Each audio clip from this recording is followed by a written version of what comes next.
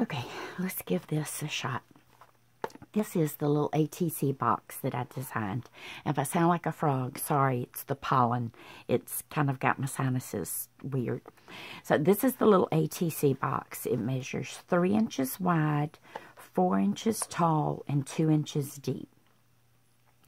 This particular one here is designed using 2 pieces of 8.5 by 11 cardstock that have been cut down to 9.5 by 7 inches. This is a really sturdy box because you've got double thickness on the sides and the bottom, so this one will hold quite a bit of weight. And I have it stuffed full, and a few of these have embellishments on them. Some of them are flat, but it's stuffed full, and it allows for the sleeves to be on there, and the edges of the sleeves don't get bent by being in a container that's just a little too narrow. So all of these are some recent ATCs I have done, and some are past ATCs when I was doing swaps, and then I would make an extra one for myself. So some of these have been around for a while, and they're just part of my collection. So, see if I can get them back in the box, and I will show you how to make this. Okay, you're going to need 2 pieces of cardstock that have been cut down to 9.5 by 7 inches. The nice thing about this box is you do the exact same scoring for both pieces.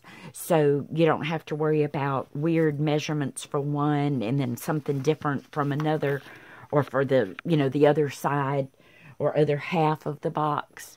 They are both scored identical. Let me get my foam folder. I'm trying not to bump the camera cord or my phone cord because I have it plugged in. And the first thing that you want to do is just on either piece, score at 2.5. This is with your 7-inch sides across the top of your scoreboard. Score at 2 inches, flip it around, and score at 2 inches. Then turn it for the 9.5-inch side and score at 1.5, 3.5. Turn it again and score the bottom at 2 inches. And you're going to do that to both pieces. So I have these 2 already scored. The only difference now is in the cutting. Now, I like to make prototypes or templates for all of my designs, and I usually do them just on copy paper, so it's a little cheaper and they're not as bulky when I store them in a folder.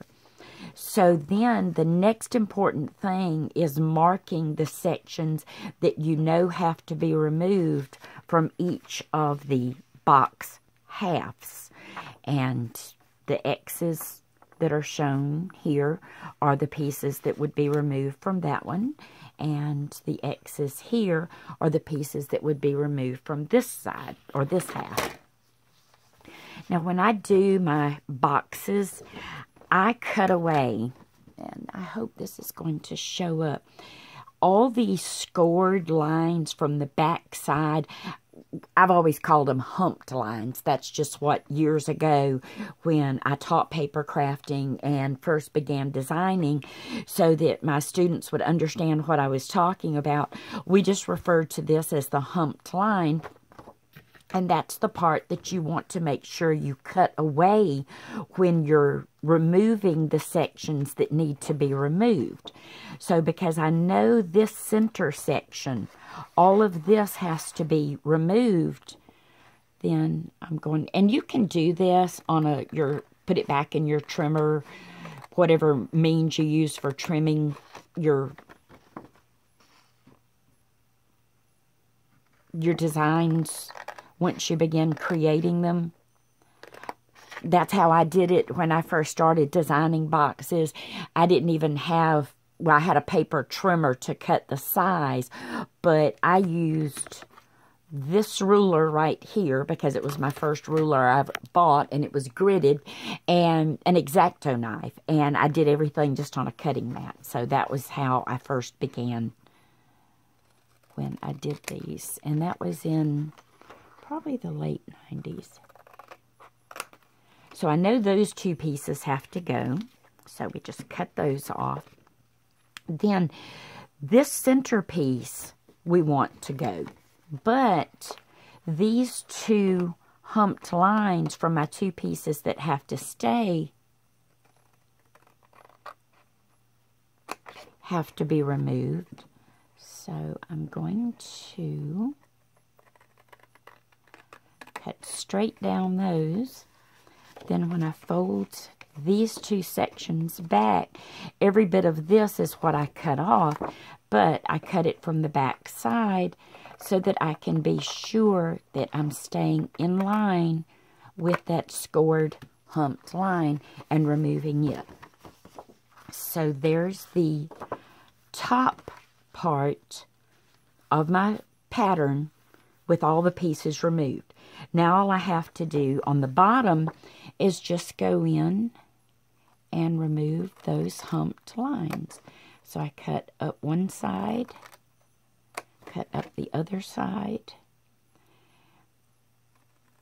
And once you get used to doing this, you'll find that it's not as hard or as time-consuming as it seems to be at first, but it just makes your boxes fold up so much nicer because you have taken away that section that if this was folded into a line like that, you're going to get resistance from that edge.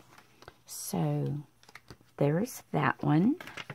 And then we will do this one. This one's easy because we're just going to remove all the top sections of it. And we just want this center, like almost a T shape. So we're going to cut in like that.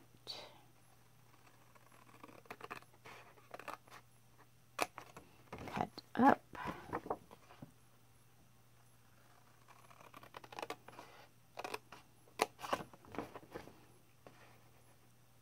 And then just be sure all those humped lines are what you are removing.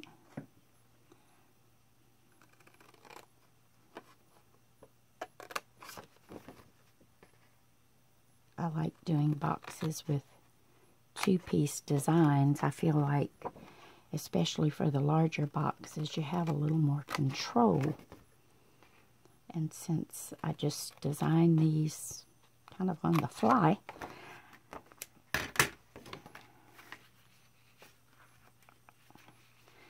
okay, and then there's our box template.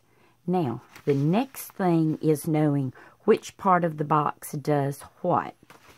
That's the reason on my pattern or on my piece that I always refer back to for my design, I label everything. This is going to be the box front. So I know on this piece here, this section is going to be the front of my box.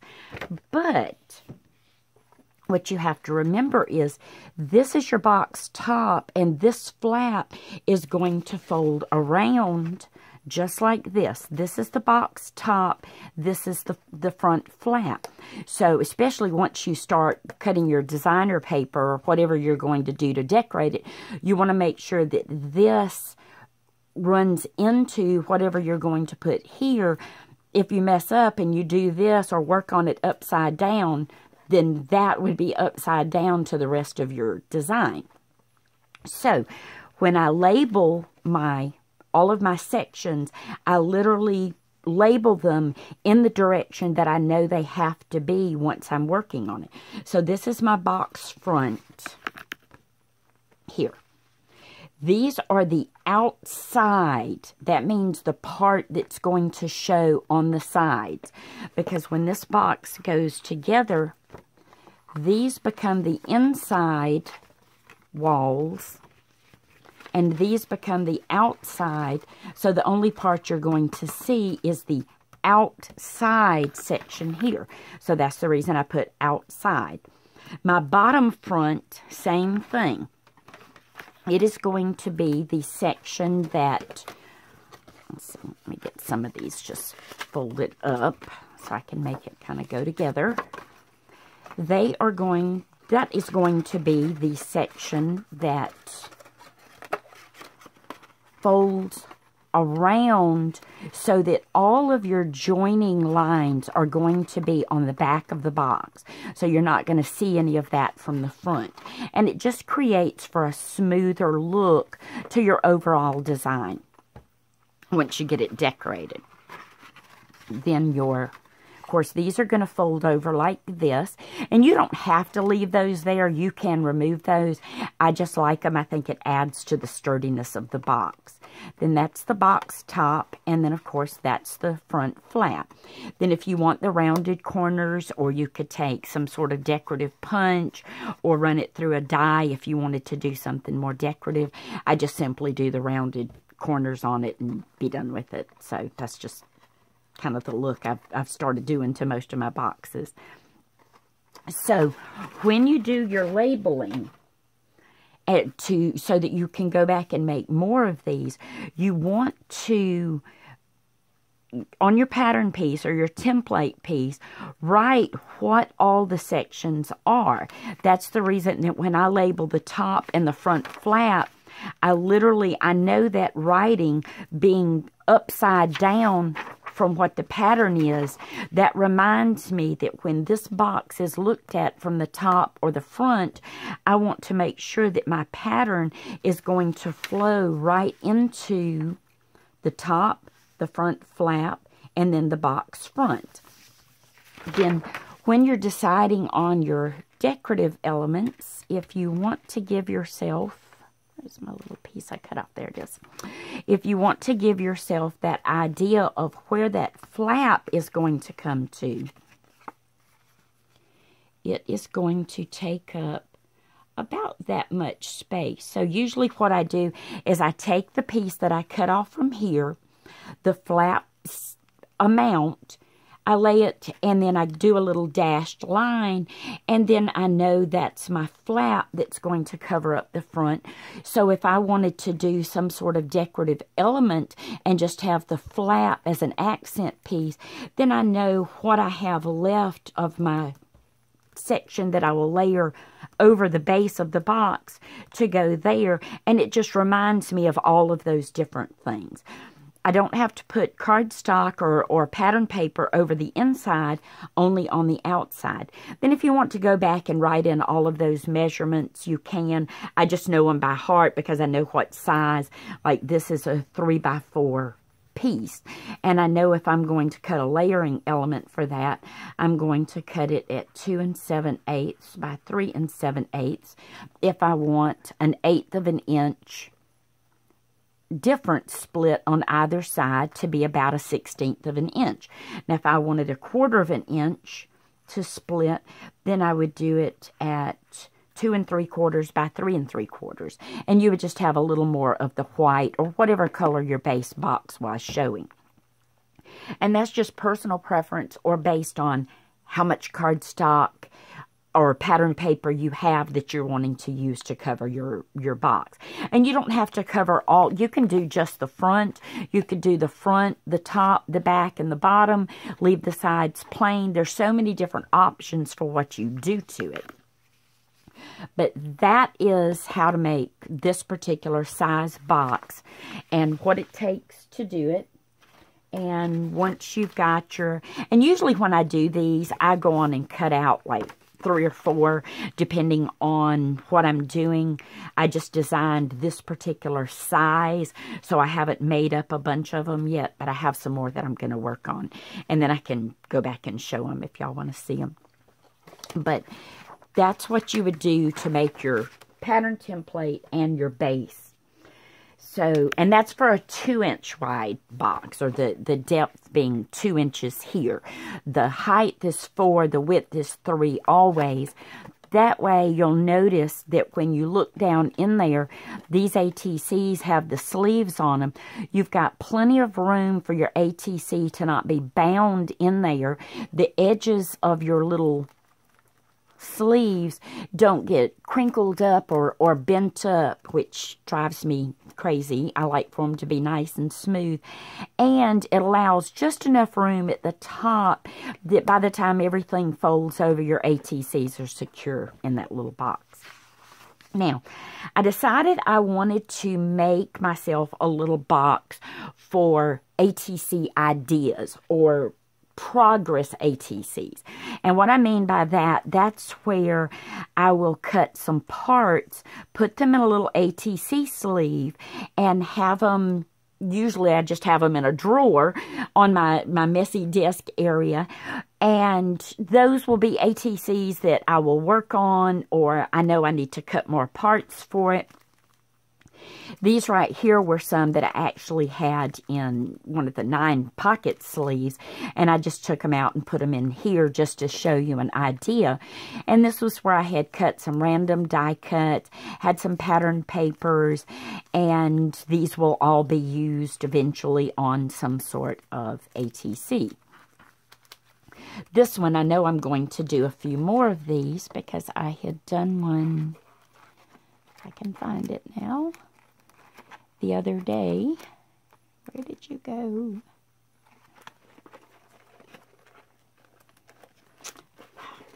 I guess I have to take them all back out of the box to find the one that I want.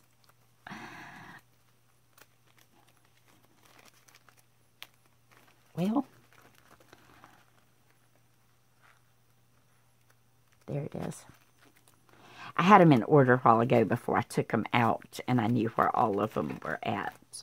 But I'm going to go back and separate, because I'm going to make a few more of these boxes and put some of my older ATCs in a different box and put some of my newer stuff in other boxes. This is the one that I made the other day, and I used all the different die cuts out of black because I like the silhouette scenes, but I wanted the little cardinal, so I did a little red bird there, did some masking to create the background, and I know I want to create another one, but I'm going to use a different animal. I'm going to use a bird, where this one I used a little deer that was looking up like it was looking at the bird.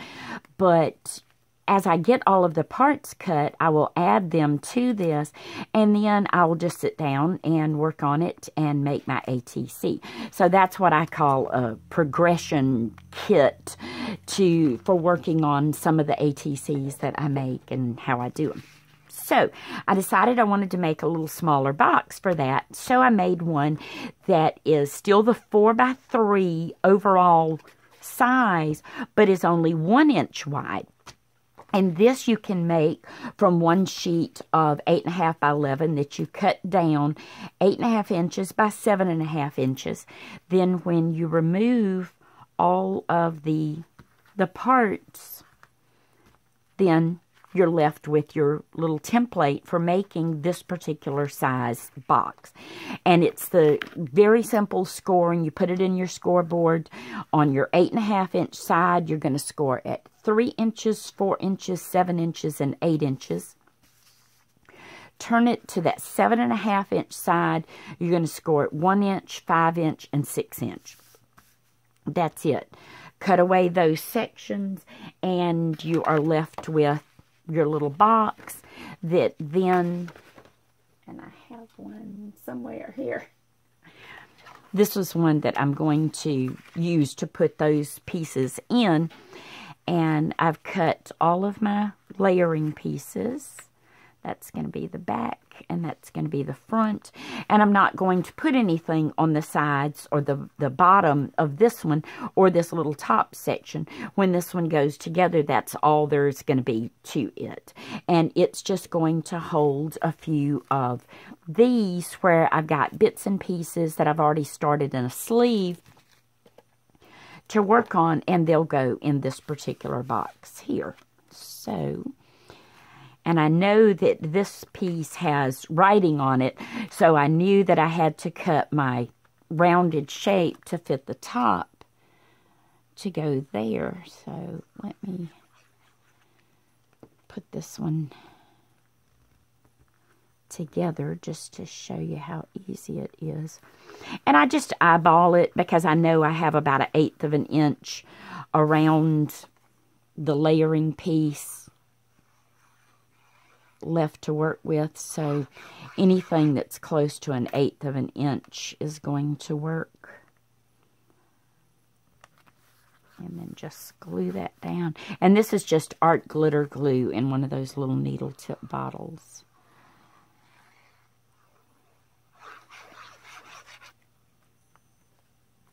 It just makes it a lot easier to work with on the table. Okay, then to put it together, I fold this side over. I put a little bit of glue there. Fold that over. Press it into place. And I like to fold that side the opposite direction and just give it a little extra push. Then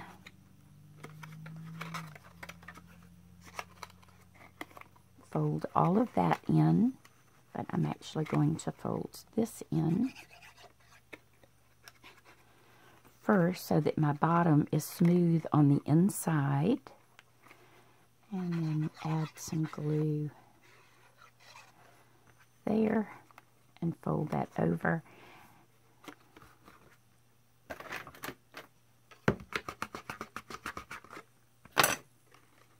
And there's my little piece.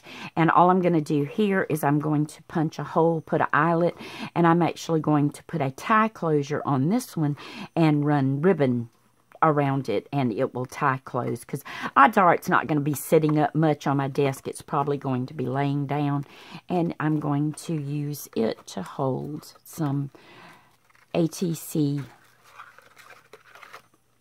ideas, and it'll hold quite a few in this little box, and then as I work on them, they will go up to larger boxes that I'll have finished. Now, for those that want to, let me get my cap put back on that.